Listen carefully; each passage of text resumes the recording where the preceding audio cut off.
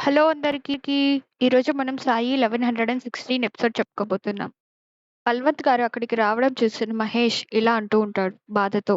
నాన్న మీరు ఇంత కుట్ర పన్నారా? అప్పుడు బల్వంత్ గారు, నువ్వు నాకు ఎలాంటి ప్రత్యామ్నాయం లేకుండా చేశావు. అధర్మం చేయడానికి పూనుకుంటున్నావు. అందుకే నువ్వు సావరిని ఆమె ఇంటి నుంచి తీసుకురావడానికి వెళ్ళినప్పుడు నేను కులకర్ణి గారిని కలవాలని నిర్ణయించుకున్నాను. అప్పుడు కులకర్ణి సర్కార్, అవును బల్వంత్ గారు, అది మనకు భగవంతుడిచ్చిన సంకేతం. యాదృచ్ఛికంగా నేను కూడా మిమ్మల్ని కలవడానికి బయలుదేరాను. ముఖ్యమైన విషయం మాట్లాడడానికి. హరి ఓం. ఇప్పుడు ఫ్లాష్ బ్యాక్‌లో బల్వంత్ గారు ఇలా చెప్తూ ఉంటారు. మరైతే చెయ్యండి. మీకేమనిపిస్తుంటే అదే చెయ్యండి కులకర్ణి గారు. ఎవరాపారు మిమ్మల్ని? నేను ఆ తక్కువ కులానికి చెందిన అమ్మాయిని. నా కోడలుగానే కాదు, నా ఇంటి పని మనిషిగా కూడా అంగీకరించడానికి ఒప్పుకోను. ఇదంతా విన్న కులకర్ణి సర్కార్, ఏంటి? కానీ మీరు మహేష్‌కి చెప్పారు కదా! అని చెప్తూ ఉండగా బల్వంత్ గారు ఇలా అంటారు. బస్తీ నుంచి గ్రామం బయటికి తీసుకురావడానికి. ఒకవేళ మనం బస్తీలో ఏదైనా చేస్తే, అప్పుడు అక్కడే ఉన్న బస్తీ వాళ్ళందరూ వాళ్ళకి సహాయం చేస్తారు. ఇప్పుడు గ్రామం బయట మనల్నెవరు ఆపుతారు? ఇప్పటి వరకు మహేష్ నన్ను అనుసరిస్తూ వచ్చాడు. కానీ ఆ అమ్మాయి నా కొడుకు నుంచి నన్ను దూరం చేసింది. ఆ అమ్మాయి కోసం నా కొడుకు నా మాట ఒక్కటి కూడా వినడానికి సిద్ధంగా లేడు. అందుకనే ఆ అమ్మాయికి మంచి గుణపాఠం నేర్పించడం చాలా ముఖ్యం. ఆ పాఠం నేర్పించడం ఆమె జీవితంలోనే చివరి పాఠం అయినా పర్వాలేదు.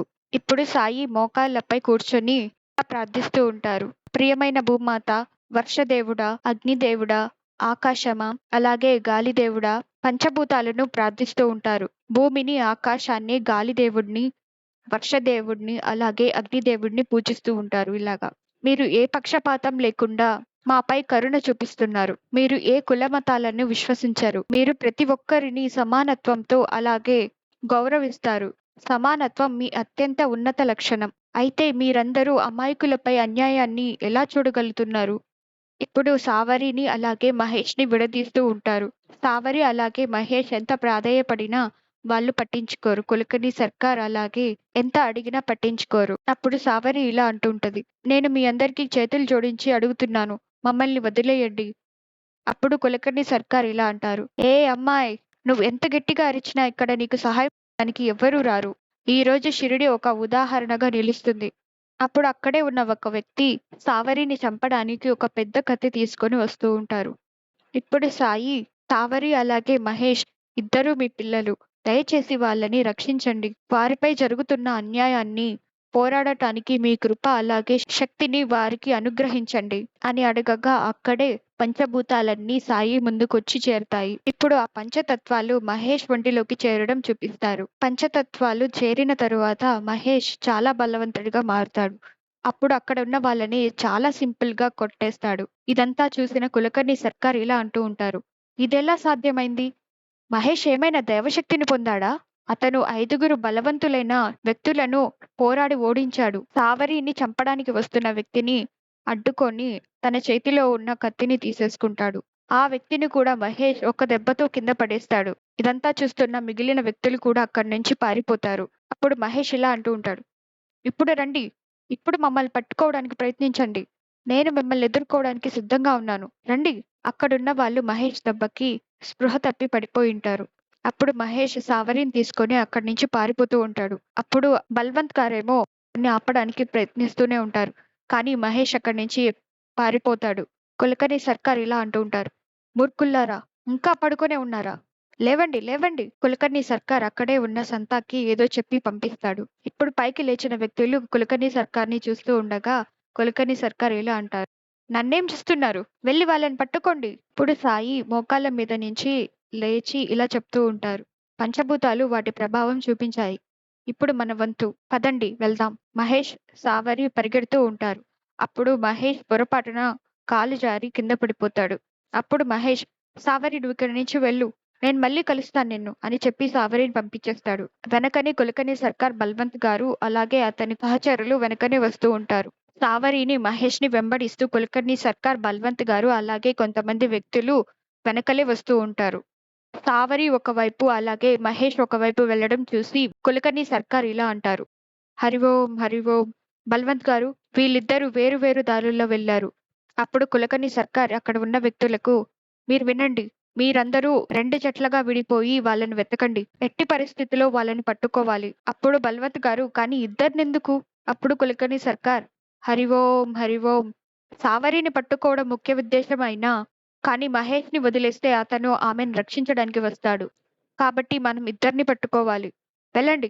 కులకర్ణి సర్కార్ అలాగే బల్వంత్ గారు సావరి వెళ్ళిన దారిలో వెళ్తూ ఈరోజు అస్సలు వదిలిపెట్టం పదండి అని పరిగెడుతూ ఉంటారు. కానీ మహేష్ సావరి కోసం వెతుకుతూ ఉంటాడు. ఎక్కడున్న సావరి అని గట్టి గట్టిగా అరుస్తూ ఉంటాడు ఆ అడవిలో. సావరి ఒక చోట ఆగగా కులకర్ణి సర్కార్ అలాగే బల్వంత్ గారు కూడా వచ్చేసి ఉంటారు. అప్పుడే సావరిని కాపాడడానికి మహేష్ కూడా అక్కడ తోడుగా నిలబడతాడు సావరికి. కులకర్ణి సర్కార్ కోపంగా మహేష్ పక్కకు వెళ్ళు. అప్పుడు మహేష్ నేను పక్కకు వెళ్ళను బాబాయ్. మీరు సావరిని చేరుకోవాలంటే నా శవం దాటి వెళ్ళాలి. అప్పుడు బలవంత్ గారు కోపంగా మహేష్ నువ్వేం చేసినా ఆ అమ్మాయిని కాపాడలేవు. నీకు కనిపించడం లేదా ఇక్కడ ఎంతమంది ఉన్నారో? నువ్వు ఏం చేసినా ఈ అమ్మాయిని వీళ్ళు చంపకుండా వదిలిపెట్టరు. నీ కళ్ళ ముందే ఆ అమ్మాయిని చంపేస్తాము. నువ్వు ఏం చేయలేవు. అలాగే ఈ అమ్మాయిని ఎవరూ కాపాడటానికి రారు. అప్పుడు అక్కడికి వచ్చిన సాయి ఇలా అంటూ ఉంటారు. భగవంతుణ్ణి రక్షించిన వ్యక్తిని ఎవరూ హాని చెయ్యలేరు. ప్రపంచం కూడా అతనికి హాని చెయ్యలేరు. మంచి ఉద్దేశం ఉన్నవారికి సహాయం చేయడానికి భగవంతుడు ఎవరినో ఒకరిని పంపిస్తారు బలవంత్ గారు. అప్పుడు బలవంత్ గారు నువ్వు వీళ్ళని అది కూడా ఒంటరిగానా కాపాడతావా? అప్పుడే గ్రామస్తులందరూ అక్కడికి వస్తారు. అప్పుడు బివా ఇలా అంటూ ఉంటాడు. అయితే ఈయనదిదా నిజస్వరూపం. మంచివాడిలాగా నటిస్తూ వచ్చాడు. అప్పుడు కేశవ్ ఇలా అంటూ ఉంటాడు. మంచివారిలాగా నటిస్తూ వచ్చారు బాబాయ్. మా నాన్నని ఇక్కడ చూడ్డంలో నాకు ఆశ్చర్యం లేదు. ఆయన తన జీవితమంతా క్రూరంగానే ఉన్నారు. ఆయన తన ఈగో సాటిస్ఫై చేసుకోవడానికి తన కొడుకును కూడా బలివ్వడానికి సిద్ధంగా ఉంటారు. మా నాన్న తన క్రూర స్వభావాన్ని చూపించడానికి ఎప్పుడూ సంకోచించేవారు కాదు. కానీ మామయ్య మీరు ఎల్లప్పుడూ మాకు మంచి చెప్పేవారు. అందరినీ సమానంగా గౌరవించాలని. అందుకే ప్రజలు మిమ్మల్ని నమ్మారు. అలాగే గౌరవం కూడా ఇచ్చారు. మీరు కులవాదిగా మారతారని నేను ఊహించలేదు మామయ్య. అప్పుడు మాధవ్ మీపై ఇన్ని సంవత్సరాలుగా ఉన్న అభిమానం ఈ రోజుతో పోగొట్టుకున్నారు. అప్పుడు బల్వంత్ గారు కోపంగా నేను తప్పు చేయలేదు. నేను ఎల్లప్పుడూ అందరికీ సహాయం చేస్తూ వచ్చాను. కానీ ఈ అమ్మాయి నా కొడుకు డబ్బున్నవాడని తన వలలో వేసుకోవడానికి చూస్తుంది. నేను దీనికి వ్యతిరేకిస్తున్నాను. అలాగే దాంట్లో ఏం తప్పుంది? అప్పుడు సాయి ఇలా అంటూ ఉంటారు. ఒక వ్యక్తి ప్రజలతో అబద్ధం చెప్పగలడు బలవంత్ గారు. కానీ అతని ముఖం నిజాన్ని వ్యక్తం చేస్తుంది. ఇక్కడున్న వాళ్ళందరి ముఖాలను చూడండి. అప్పుడు మీకే తెలుస్తుంది ఎవరు నిజాయితీగా ఉన్నారు, ఎవరు నిజాయితీగా లేరని. అప్పుడు సాయి మహేష్, సావరి మీరు ఏ సంబంధంలో అయితే ఉండాలనుకుంటున్నారో ఇది కేవలం దాని ఆరంభమే. ఈ సంబంధం ప్రారంభంలోనే ఇన్ని కష్టాలతో నిండి ఉంటే మీ ప్రయాణం ఇంకా మరింత కష్టమవుతుంది. ఇవన్నీ చూశాక కూడా మీ ఇద్దరు ఇంకా పెళ్లి చేసుకోవాలని కోరుకుంటున్నారా అని సాయి అడగగా మహేష్ వచ్చి ఇలా అంటాడు. అవును సాయి, నేను సావరి కోసం నా ప్రాణాలు ఇవ్వడానికైనా నేను సిద్ధంగా ఉన్నాను. ఆమెను కాపాడే మాట నుంచి నేనెప్పుడూ తప్పుకోను సాయి. అప్పుడు సాయి సావరిని కూడా అడుగుతారు. సావరి నీ ఉద్దేశం ఏంటి అని అడగగా సావరి నాకు కూడా ఇష్టమే సాయి అని చెప్తుంది. బల్వంత్ గారు కోపంగా అక్కడ నుంచి నేను అలా జరగనివ్వను. ఇంకా ఏం చేస్తున్నారు? వాళ్ళని కొట్టండి అని అక్కడున్న వ్యక్తులను వాళ్ళ మీదకి పంపిస్తూ ఉంటారు బల్వంత్ గారు. అప్పుడు అక్కడ ఉన్న గ్రామస్తులందరూ సావరిని అలాగే మహేష్‌ని కాపాడటానికి ఒక సర్కిల్ లాగా ఫామ్ అవుతారు. అప్పుడు అక్కడ ఉన్న గంగారాం ఇలా అంటారు. ఈ పెళ్లి జరగకూడదు. ఇది శాస్త్ర విరుద్ధం. ఇది మన మతం అలాగే సమాజానికి వ్యతిరేకం. కులకర్ణి సర్కార్ నేను మిమ్మల్నందరినీ చివరిసారిగా హెచ్చరిస్తున్నాను. పక్కకు వెళ్ళండి. ఈ విషయంలో ఎవరు జోక్యం చేసుకుంటే వాళ్ళని కొట్టాలని నేను వీళ్ళకి ఆదేశం ఇచ్చాను. ఇక్కడ జరుగుతున్నది మన మత విశ్వాసాలకి వ్యతిరేకమని అది మన మతాన్ని కలుషితం చేస్తుందని ఇక్కడున్న నా సేవకులు కూడా నమ్ముతారు. మరోసారి చెప్తున్నాను. ఇక్కడున్న వాళ్ళందరూ పక్కకు వెళ్ళండి. ఇప్పుడు ఏం జరిగినా దానికి నేను సిద్ధంగా ఉన్నాను. నా మతాన్ని రక్షించటానికి నేను నా శాయశక్తులా ప్రయత్నిస్తాను. నా చర్యలకు చట్టం ఏ శిక్ష విధించినా దానికి నేను సిద్ధంగా ఉన్నాను.